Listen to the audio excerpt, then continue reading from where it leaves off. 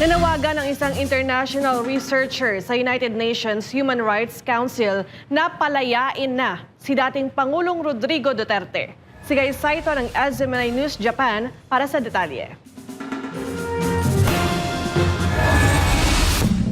Umabot na sa international stage ang panawagan para sa katarungan at kalayaan ni dating Pangulong Rodrigo Duterte. Siya ay kasalukuyang nakadetain sa ICC detention facility sa The Hague, Netherlands.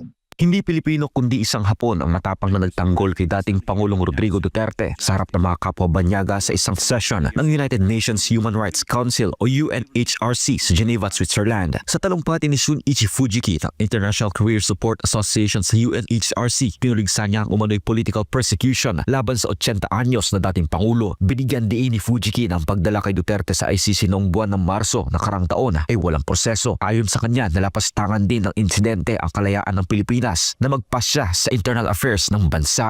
I stand here to denounce a grave injustice.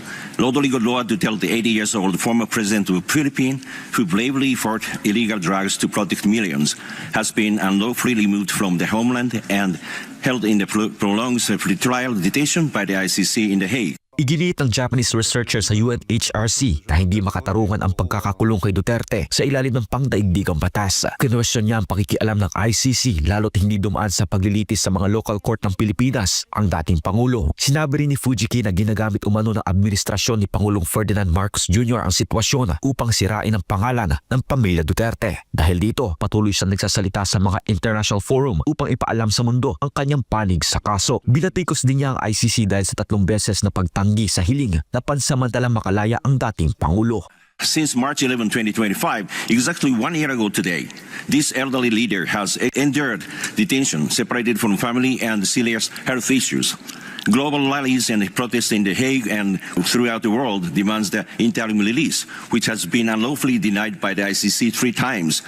This over 1 year pretrial detention raises profound question about compliance with the Rome Statute's guarantees of human treatment and speedy trial. Para kay Fujiki, malinaw na paglapastangan sa human rights ni Duterte ang ginawa ng ICC. Si dating Pangulong Duterte ay nahaharap sa kasong crimes against humanity sa ICC dahil sa war on drugs noong kanyang termino.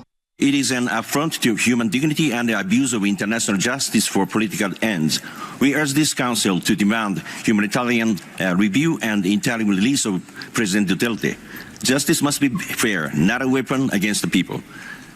The majority of the Filipino voice will not be silenced and depressed. Ang pagkilos na ito ay bahagi ng kampanya ng Republic Defenders for Peace and Unity at Duterte supporters dito sa Japan upang ipakita sa international community ang injustice laban sa dating chief executive. Sa ngayon, naghahanda ng mga supporter ni dating Pangulong Duterte dito sa Japan para sa pagdiriwang ng kanyang ika-81 kaarawan sa darating na Marso 28. Mula rito sa Japan, para sa Diyos at sa Pilipinas kong mahal, nag-uulat Guy Saito, SMNI News.